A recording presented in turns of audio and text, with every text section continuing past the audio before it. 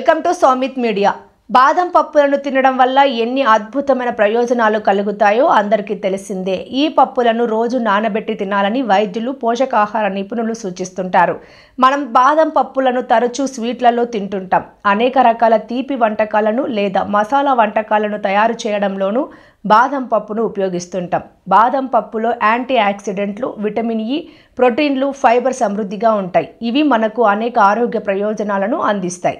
బాదం పప్పులను తినడం వల్ల గుండె ఆరోగ్యంగా ఉంటుంది, గుండె పనితీరు మెరుగుపడుతుంది, హై బీపీ తగ్గుతుంది, క్యాన్సర్ ముప్పు నుంచి మనల్ని ఇవి రక్షిస్తాయి. అందువల్ల తరచూ బాదం పప్పులను ఆహారంలో భాగం చేసుకోవాలి. అయితే బాదం పప్పులు ఆరోగ్యకరంగా అయినప్పటికీ వీటిని ఎంత తినాలో అంతే తినాలి. మోతాదుకు మించి తింటే అనేక దుష్పరిణామాలు ఎదురవుతాయి. ముఖ్యంగా బాదం పప్పును అధికంగా తినడం వల్ల కిడ్నీ స్టోన్లు ఏర్పడే అవకాశాలు ఉంటాయని వైద్యులు చెబుతున్నారు. అందువల్ల బాదం పప్పును తినే విషయంలో జాగ్రత్తలను పాటించాలని వారు సూచిస్తున్నారు.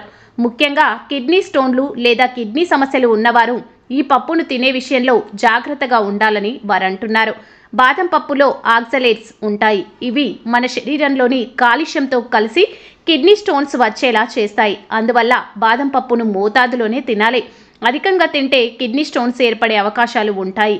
మన శరీరంలో అధికంగా చేరే ఆక్సలేట్స్ను బయటకు పంపించలేవు. దీంతో కిడ్నీలో స్టోన్స్ ఏర్పడతాయి. బాదం పప్పును మోతాదులో తింటే ఆరోగ్య ప్రయోజనాలను పొందవచ్చని సైంటిస్టులు సూచిస్తున్నారు. రోజుకు 7 నుంచి 8 బాదం పప్పులు సరిపోతాయని వారు అంటున్నారు.